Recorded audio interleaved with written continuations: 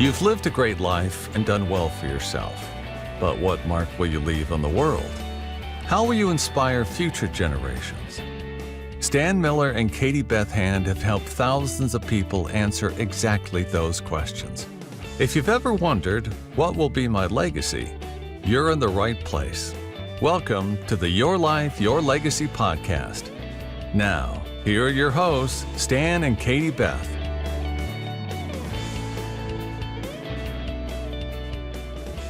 Well, hi, everyone. I'm Doug Herring. I'm guesting here on the Legacy Leaders Network for a podcast today with Jean Walton. And Jean is the founder of Everyday Girl Adventures, which is an exciting organization. And I won't try to tell her story for her. So Jean, welcome, first of all. Thank you. Yeah, thanks for being here and taking your time out of your day. I really appreciate it. Of course, thanks for having me. Yeah, tell us a little bit about Everyday Girl Adventures, and then maybe also just a little bit about how did you get here? What was the motivation? So Everyday Girl Adventures is a venture, as I put it, but it's about community and bringing people together and creating memories and finding joy in those everyday moments. So I started this a year ago because I've always had a real passion for community and bringing people together. I've always loved hosting things for other people and doing themed parties. And because of that, this was a natural idea for me to push the bar and go further with that idea. And, I know a lot of different types of people. I know people from all walks of life. And people always say to me, how do you know all these people? And how do you bring them all together and make them feel all the same and welcome? And I think it's because I grew up in a really large family. There's 10 kids in my family. Wow. And I grew up in humble beginnings. A large family means you can't afford a lot of stuff. So that meant my parents had to be creative in the way that we had those fun moments, and we couldn't always afford to do things that other families could do. So we learned how to appreciate the simple things and do things in the community that were free or affordable. And so a year ago, I just had this idea that I wanted to create an environment that was welcoming and safe and didn't leave anyone out. And I wanted to call it Everyday Adventures. So Everyday Adventures for everyday people. But I quickly realized the reason why I was so passionate about this was because of my relationships with the women in my life. So I'm very close with my daughter and my mom and my sisters. I have 4 sisters, and we go on trips together and create those special memories and moments. And then my girl time with my girlfriends and the fun things that we do throughout town and in the community. And so I thought, I know some small business owners. So what if I created some unique events in partnership with them and called it Everyday Girl Adventures? And so that's really where I started this whole thing. And it's just taken off from there. I say yes to every opportunity that arises. And so the opportunities just keep coming, and I never know sometimes what's going to come next. And so then I did feel so I started networking though, after I decided to start this business, because I didn't really know where to get started and I didn't know where it was going to go or what to do, but I knew that I needed to be around people that were already on this journey and kind of learn from them and be inspired by them. And I always do my best work with other people. So I knew that this was a natural place for me to start. But I was really, really nervous going into these networking events. And so I felt like a misfit. And so I kept going. I'm a talker, I'm used to being around a lot of people. And so after I become comfortable, I don't shut up usually, but so I kept getting invited back to stuff, but I still felt like a misfit. I didn't feel like a traditional business owner because I was coming in with my ideas. And so I kept saying to people, somebody needs to create a networking group for misfit entrepreneurs. And at the time, I didn't know it was going to be me. And then it ended up being me. And so then I created Missfit Networking, MISSFIT, where every miss fits. And so I showcase women-owned businesses with my Missfit Networking venture and create a unique and fun adventure experience that anyone can partake in. And it feels like anyone can do it. And so there's no awkwardness. It's very easy to get involved. And so that's taken off. I started that at the end of September. So it's only been about 10 months. And I have over 420 members now. Wow. An amount of time. So yeah, it's been very, very surreal to me that enthusiasm that I had to find adventures in the everyday really was infectious for other women. Yeah. Well, and now we were just talking earlier, but and I've read part of your book. So you just launched your book on Saturday officially, even though it's been out for a month? Maybe? Yes, the reason why I did it that way. So first-time author, first-time publisher. I brought other women into this to tell their stories, their everyday stories, relatable, and those joyful moments that we don't always place a lot of importance on, but other people can relate to and maybe make them smile. But because I learned how to do this, and I worked with my partner, who's my editor. She and I, we learned everything. We decided to self-publish under my brand. And because we made all the mistakes and figured out that formatting is just, it's really difficult. And every publishing platform has their own unique template to use, and you have to figure it out over and over and over, and you have to fix your mistakes. I decided, you know what? I'm going to fix all those mistakes before we do our official launch. So that's why we published, and then we did the launch a month later so that we would have time to learn and fix those errors and learn some more and come up with more ideas, actually. Yeah. Well, and then, it's an interesting, I guess, maybe package that you put together between the Misfits, the Everyday Girl Adventures, your studio. I mean, talk a little bit about your studio. We haven't even touched on that yet. Yeah, so I also have a rentable studio space that's available for not only my own events that I do, but also for people's personal events and photo shoots, workshops. And we've done all of those things. And I had my grand opening on April 1st. And that was also, again, a year ago, not even a thought. I always wanted to create this atmosphere where people could come and connect and make friends, be inspired by each other. But I didn't know what that was going to look like. And I would kind of wished for a space of my own, because I was doing events in other people's businesses, which was great. And I'm so grateful that people have allowed me to do this, business owners in boutiques and fitness places. And I bring people there and we just have a really fun experience, but it's a little limiting. It's a little limiting to what I want to do sometimes.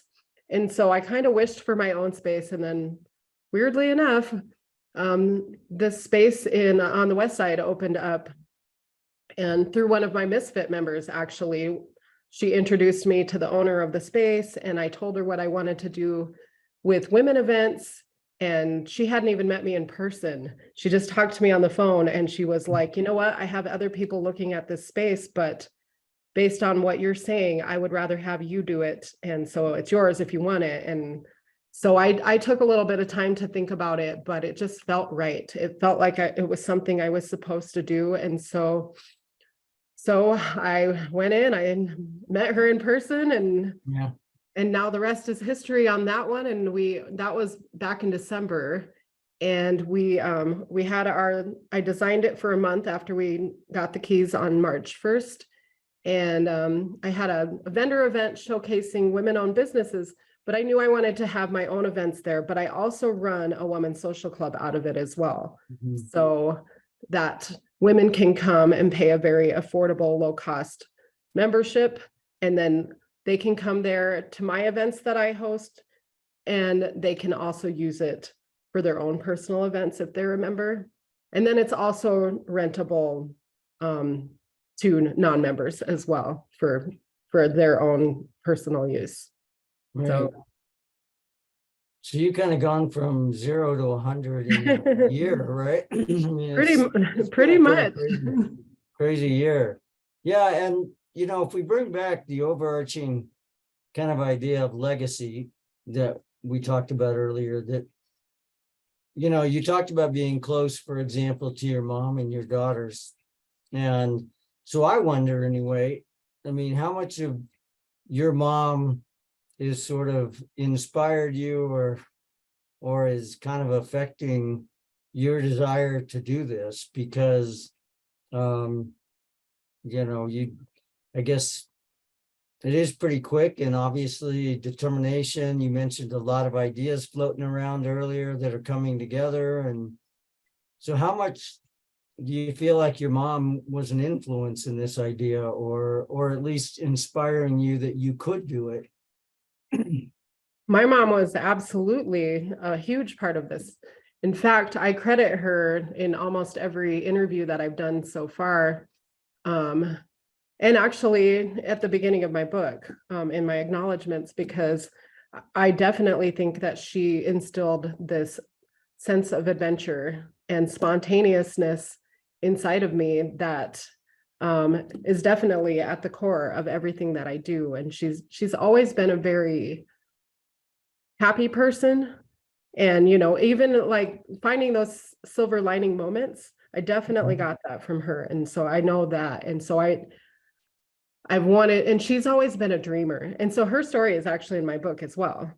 And because she always had these big hopes and dreams. And so she used to say, or she still says to me and some of my other family members, that she lives vicariously through us and that we're living the life she always wanted. And so, yes, definitely that has influenced the things that I do, but not just my mom, my grandmas.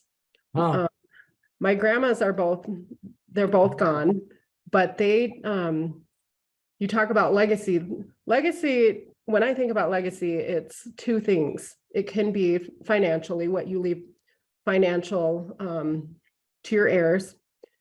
And I hope to do that one day, which is a part of this as well, and trying to build this empire of adventures.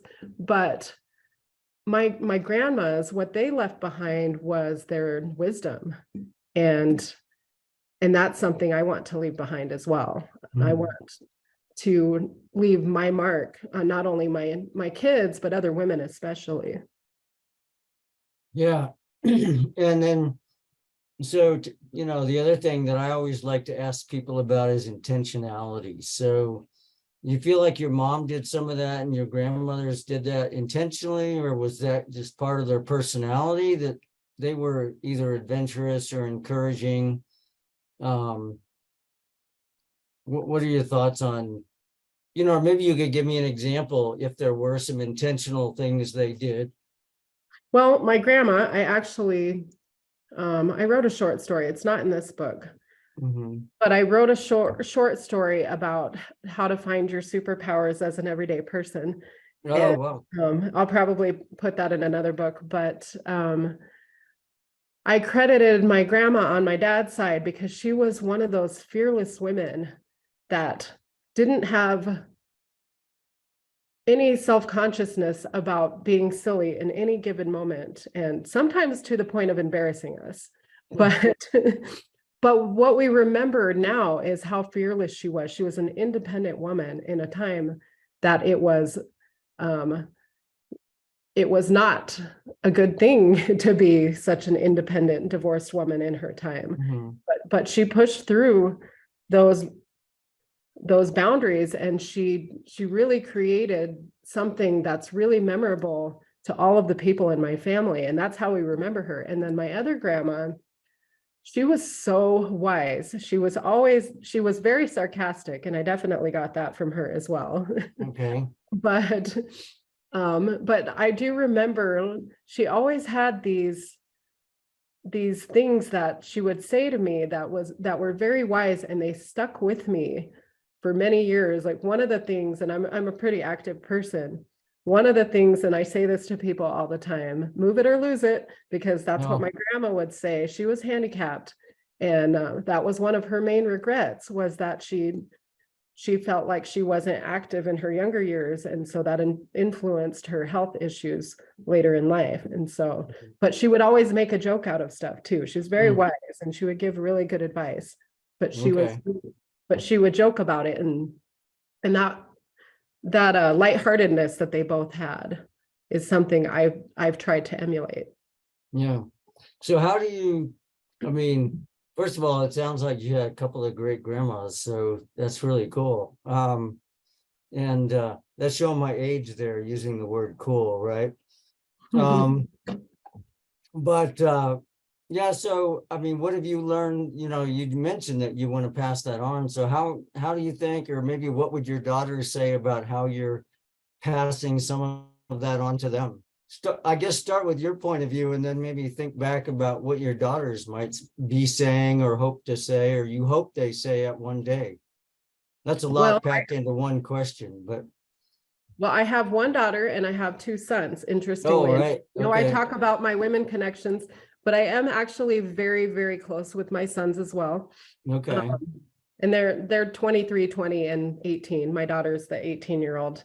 And so she's at that age that's very impressionable. And she's pretty shy, and she actually hates me saying that, but she comes to all of my events and Mhm. supports me.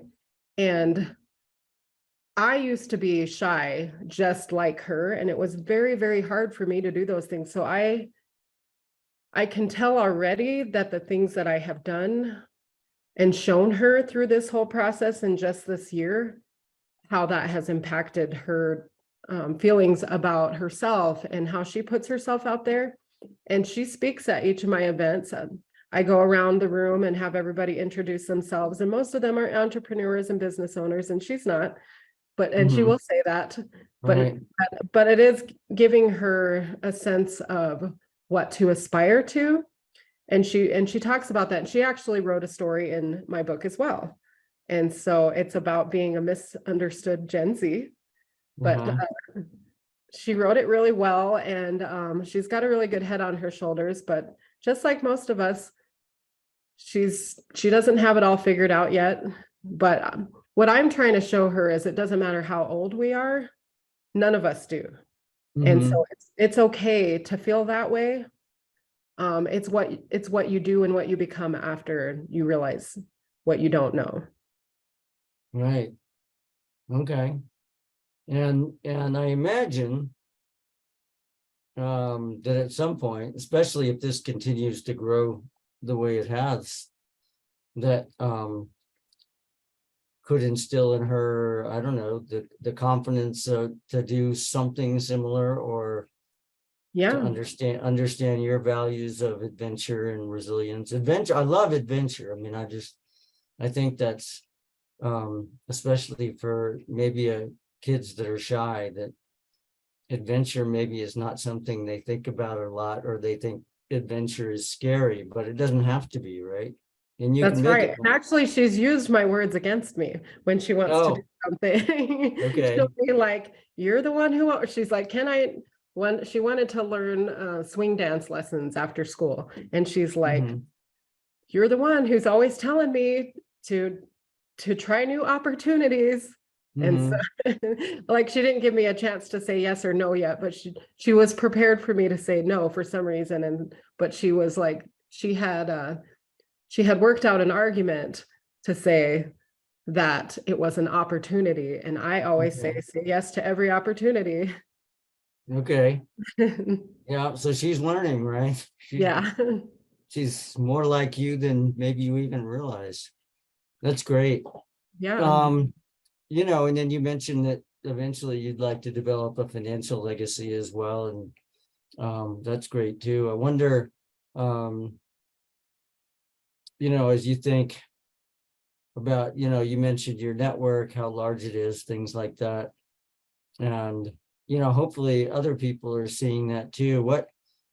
Do you ever have a chance to influence other people, or if you had to give advice to listeners, let's say, or people watching the video or listening to the audio, what kind of things that you learned through this, especially this last year, but I guess you really your whole life, about leaving a legacy and thinking about intentionally leaving a legacy, what kind of advice might you have for people? Well, first, definitely, it's never too late. It's never too late to start something, even if it's just with your own ideas. I'm definitely living proof of if you believe in yourself and what you're passionate about, it's going to go somewhere if you act on it. And so I actually, at my book launch the other day, I was talking about just that with the women. You asked if I influence anyone. It's so crazy to me that I went into this feeling that I was a misfit and I didn't belong, and I was so intimidated by these people. And now they come to me sometimes and ask my advice and listen. And I'm just like standing there, and I have all these people standing around me listening to what I have to say, like it's really important. And it's bizarre to me because that never happened before. I never believed in myself enough to think I had anything important to say. And I was giving people advice, and I was telling some of the women at my event the other night, which books that I was reading really helped me the most through this process on figuring out who I am so that I could apply a new sense of self into the things that I'm doing and believe in myself more. And, and I've been told by other women that inspire me, that I inspire them. And that's very surreal to me. And so that alone, like, I have completed my mission as far as what I set out to do in the first place, was to bring people along on this journey and get them excited about it and want to help other people and create those special moments. Yeah. But as far as the financial part of it and advice, I'm still building it, but I'm working on multiple revenue streams. So not only am I have my social club, I have my studio space that's rentable. I just published a book. We're going to be starting a publishing platform for new authors that's going to be affordable with a la carte services, so that's approachable as well. And then I'm working on some apparel as well. So Wow. and then more books. I'm writing another book as well, actually. Okay. That's going to be all me. Is probably going to be the next one I publish. So okay. And that's because in figuring out everything that I've been doing, I was married for a long time. I was married for 17 years, and I've always worked. I've been a retail manager for many years, but I still felt like I didn't know how to take care of myself. And so after I got a divorce, I had to figure out how to be independent and do things on my own. So that's really another reason why I started doing all of this. But I delved into the dating world, and so I did a lot of online dating, and so I'm writing about that journey. My next book actually is about just that, and it's fun. It's fun stories and relatable, and everybody that I tell about it, it's so excited to read it. So I'll be publishing more of my own books, but I also want to publish other people's stories as well. And so, yeah, multiple revenue streams in this idea. And then, I'm going to step back just saying, because I heard something in your kind of thoughts, and maybe I'm off, so correct me if I'm wrong, but what I kind of heard was maybe a message of never underestimate yourself. Oh, absolutely. Yeah, you never know what you're capable of until you do it. Yeah. And really this last year for you was sort of proof, right? Yes. Because you didn't really start even with, a friend of mine used the expression, you may have heard it before, of, building the plane while you're flying it. I don't know if you've ever heard that, but your story to me is a little bit of that. You had a plan, but it wasn't a fixed plan. You had ideas that you were bringing together, and when opportunity arose, you kind of grabbed it. Yeah, but I think, and I always tell people this, I tend to do things backwards. I I decide I'm going to do something, tell people I'm going to do it, and then I'm a problem solver. I figure out how to do it. And Okay. I get to do a lot of cool things that way because an opportunity comes up. I'm like, heck yeah, I'll do it. And then Sure. people see me doing all this traveling and all these different things that I've done. And they're like, man, you must have a lot of money. And I'm like, no, what it is, is I say yes to every opportunity, and then I'm Mhm. a problem solver and I figure it out. So Okay. I'm really good at that. I'm really good about finding things that are, I'm really good at finding an affordable way to do things as Yeah. well. Yeah, and I guess that would go all the way back to your upbringing with 10 or 9 Mhm. siblings, right? So, Yep. Mhm. yeah. And then in terms of just passing all that on, I mean, in your case, you're doing a lot. You bring your daughter to events, for example, so you don't just tell her about what you're doing or what your values are, but she gets to witness it in And be a action. part of it. Yeah, she gets to be part of that. And Mhm. I'm thinking, for other people, that's probably not everybody can do that. I understand, I mean, I suppose there's, especially, if you're like here in Colorado Springs, lots of military folks probably can't take their kids to work to see what they're doing. Um, the but yeah, I mean, for a lot of people, right, sitting down or making sure their kids are involved as much as possible in what they're doing. I know sometimes a lot of us, I probably put myself in that category, who, I mean, my kids, I think still, even at 31 through 24, um will occasionally ask me and go, Dad, what is it you actually do? um So that's a place that I have to admit I've sort of fallen down a little bit, but I think that's great what you've done and how you're including your daughter. And as you said, you're close to your sons as well. And I'm sure they see your determination and your adventurous spirit and all of that too. Yeah, they do. And one thing, it's funny is like, I don't talk about my sons as much because they're not part of the woman thing, Right. but we are very close. And one thing I've always been super proud of, and you're a parent, so you know this, how kids get to a point sometimes where they're embarrassed of their parents and they don't want them Mhm. around. I've actually never experienced that. Even as silly as I can be sometimes, and my kids they'll roll their eyes at me when I'm being fun and silly in the moment. They have told me that they really appreciate that about me. Yeah. Well, that's this interview isn't about me, but I have an interesting story that I'm pretty proud of myself in that regard. So I'm just uh not trying to put myself in the limelight here, but just to play on off of your comment is, yeah, it's really fun when that happens, because I used to work at the school where my daughter went to high school. And so one time I happened to be out of my office while the kids were on a break, and I think she was probably even 15 or 16 years old, and right in front of all of her friends and everything, she just came up and gave me a big hug. So uh, that's sort of what you're talking about, is a lot of kids would probably be embarrassed to do something like that, but it's really nice when you have that kind of relationship with your kids. Yeah, So I can imagine what you're talking about. Yeah, it's a and we fun. don't always think about those things. So that's No. another thing, like me telling you about that made you remember a memory Right. and made you smile, right? So Yeah. that's really So, what everyday adventures for me is all about. And my long-term goal is to expand to not just everyday girls, but I always came into this because I have 5 brothers, I have 4 sisters. I come from a really creative family. I come from a family of artists and musicians. And I didn't even talk mhm. about that. But that's Yeah. why I'm an everyday girl and a misfit, because I didn't grow up feeling that I had those talents. In fact, I didn't think I had any of that really. And Mhm. so it was not too much later, I mean, much later in my life, that I realized that I do have ideas that Mhm.